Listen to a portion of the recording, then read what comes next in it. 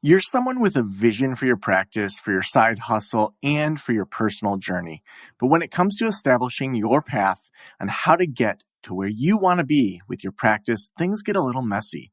You're also someone who'd prefer to go in person instead of to groups and listening to everyone else's story. To me, it sounds like you could benefit from one-on-one consulting with our experienced practice of the practice consultants.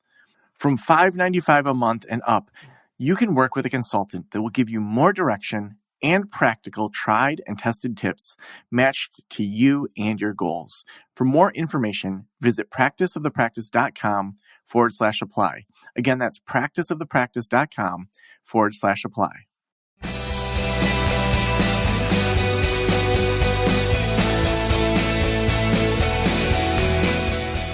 This is the Practice of the Practice podcast with Joe Sanok, session number 1292.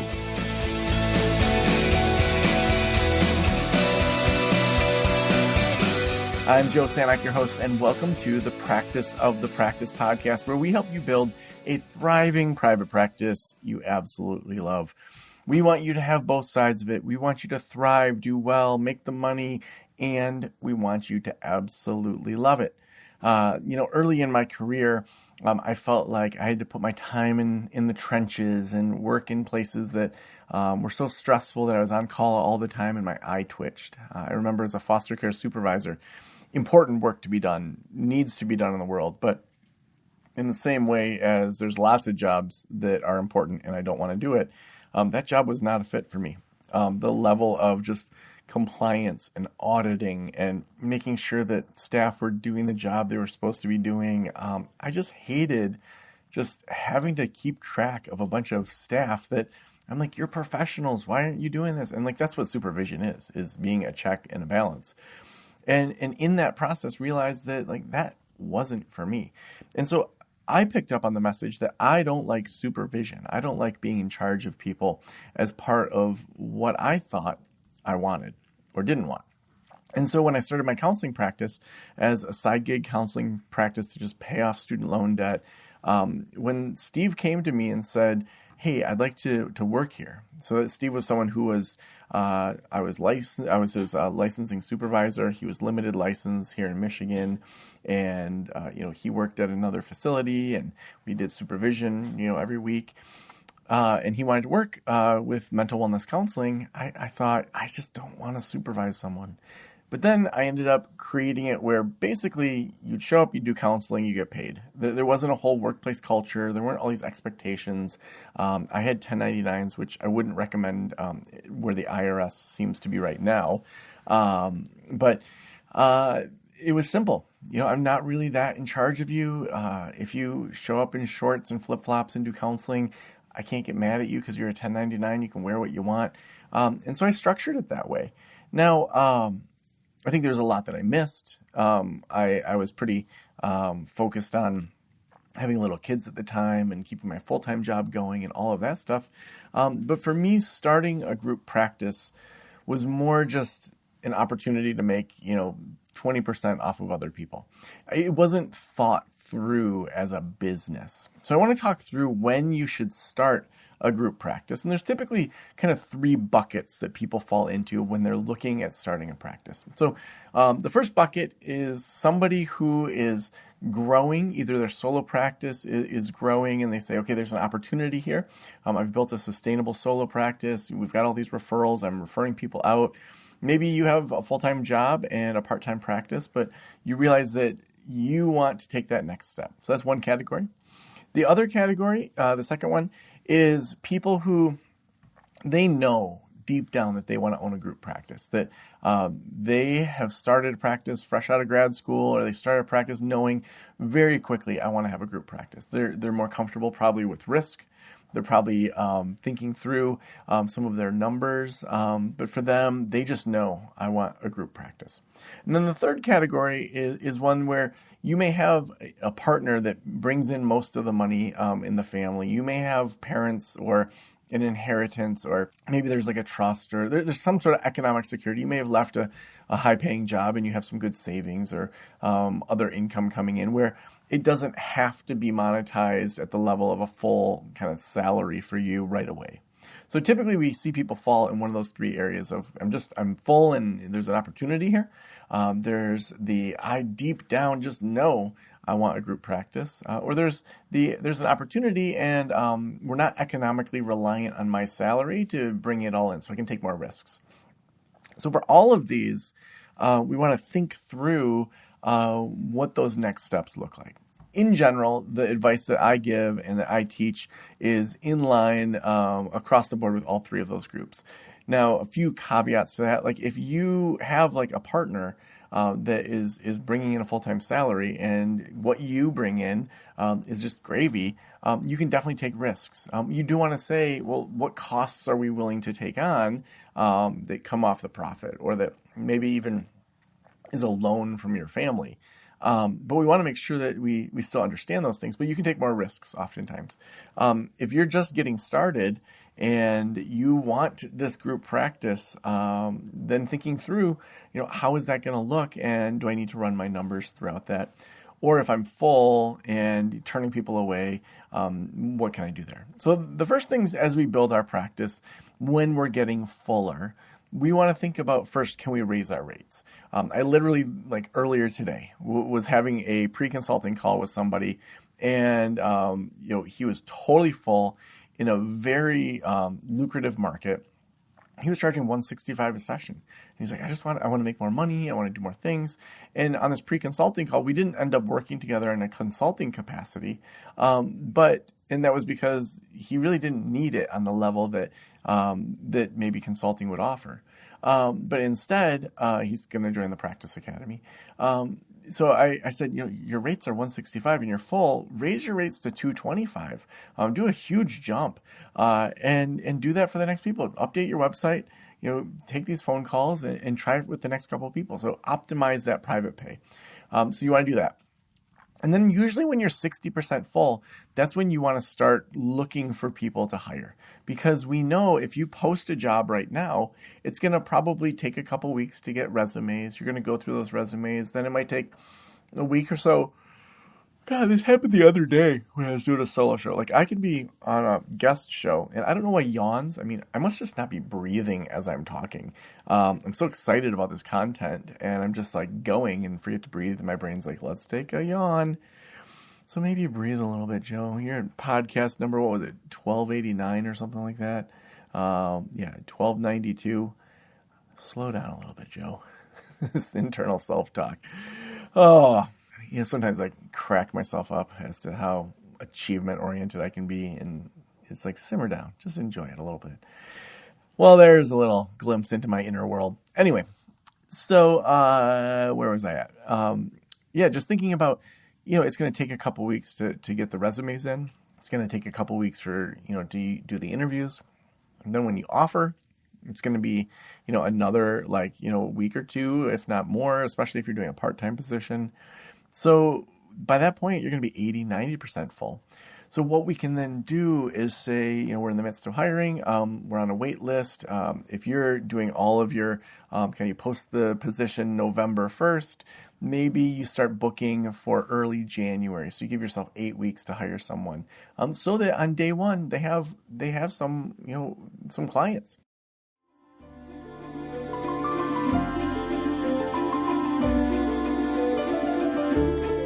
If you're growing a group practice, you know how much time and energy it takes to keep your clinicians licensed in multiple states and keep up with renewals and CE requirements.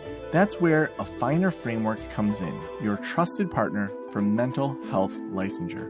A Finer Framework partners with mental health group practice owners to handle multi-state licensing, license renewals, and track continuing education, so you and your team can stay focused on serving clients, not buried in paperwork. Whether you're onboarding new hires, expanding your telehealth reach, or planning to grow into new states, they make the entire licensing process smooth and stress-free. Join the hundreds of clinicians that already trust A Finer Framework to save time and headaches.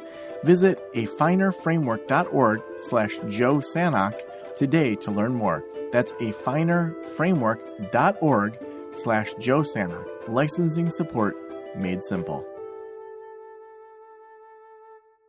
So you want to think through, when do you want them to start? But before we get there, we've got to think about what else do you need to know to start a group practice.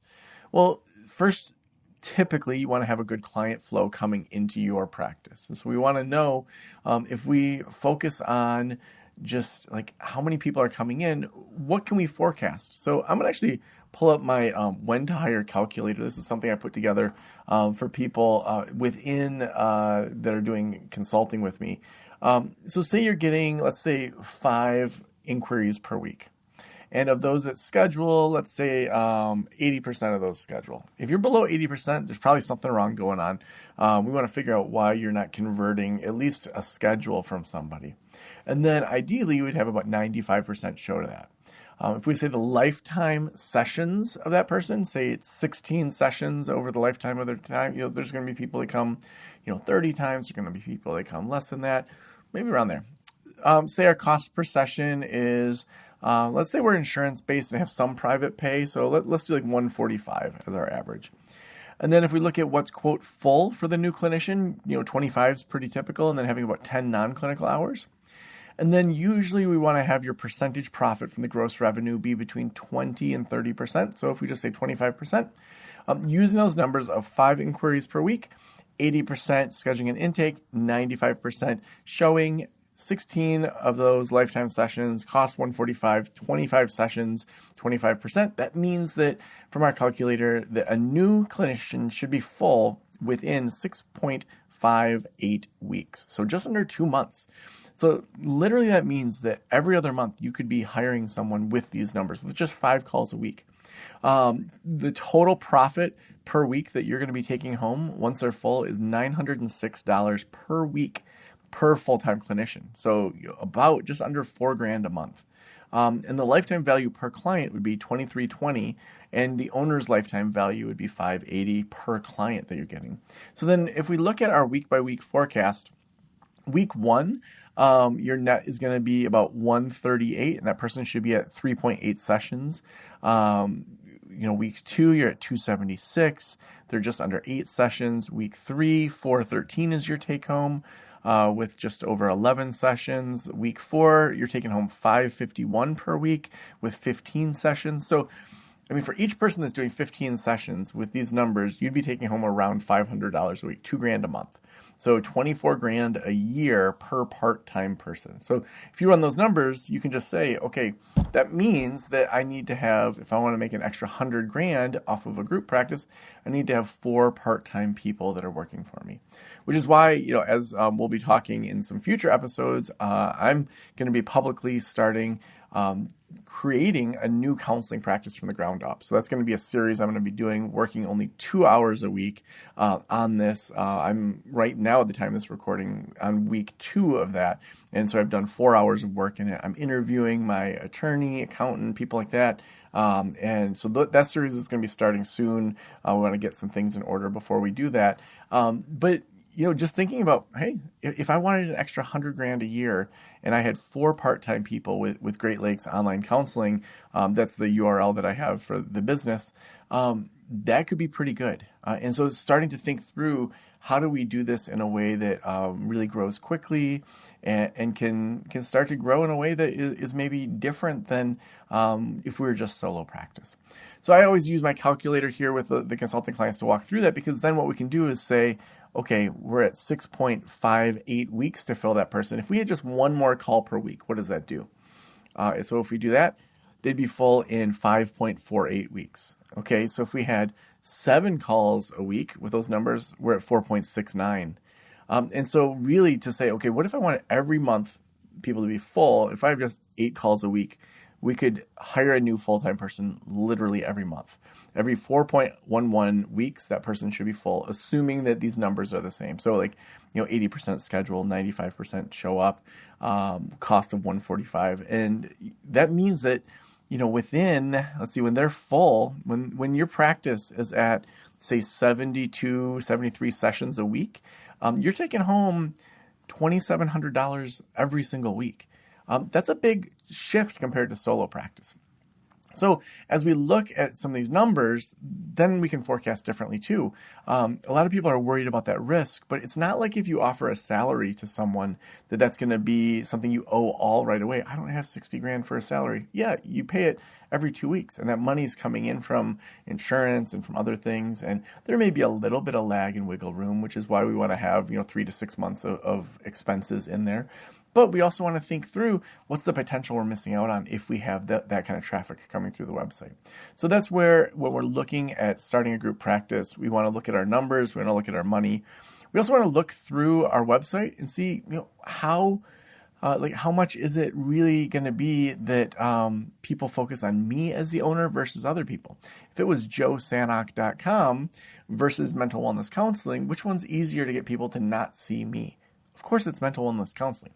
So we want to look at your website. We want to look at, how is the branding? We want to move from that I or me to the we. So I or me to we, that everything is, we do this and, our therapists, and not just I, Joe Sanok, do X, Y, and Z. And so as we do this, we want to start to look at where's the scalability. So looking at where can you network outside of your areas that maybe you have been able to network. Where can we hire people that are different from you, that are in different demographics, that can get into areas that maybe you can't get into. For me, I remember there was a lady who her family had been in Northern Michigan for like 4 generations. Her first weekend she worked for mental wellness counseling, she was full. I think she had 6 new clients on her first day. And that's because she was well known. She said, hey, I'm starting at mental wellness counseling on this date. Come see me. And she was full. Those are the kind of things that build that stamina over time and can really help you grow in a way that's different. So we want to look at the branding. We also want to look at just some of the basics of like contracts and your insurance, liability insurance, and making sure that you just have those things set up as well.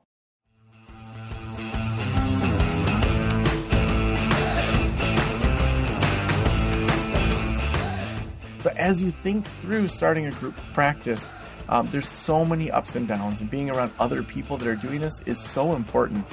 If you want to be around other people that are building group practices, I would love for you to join track 2 of the Practice Academy. That's over at practiceofthepractice.com/membership. We have over 30 e-courses. We have 2 live events a week for track 2.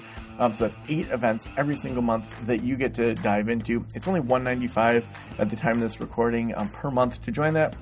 Or if you do your annual subscription, you pay for 10 months to get 2 months free. So it's $19.50 as the annual price. So make sure you head on over to practiceofthepractice.com/membership to check that out.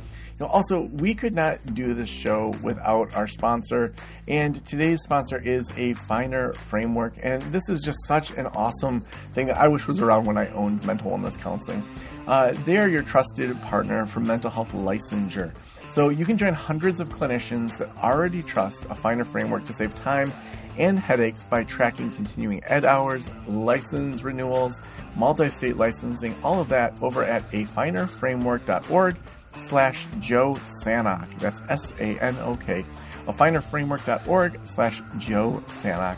Well, thank you for letting me into your ears and into your brain. Have an amazing day. I'll talk with you soon. Special thanks to the band Silence is Sexy for that intro music, and this podcast is designed to provide accurate and authoritative information in regard to the subject matter covered. It is given with the understanding that neither the host, the producers, the publishers, or guests are rendering legal, accounting, clinical, or other professional information. If you want a professional, you should find one.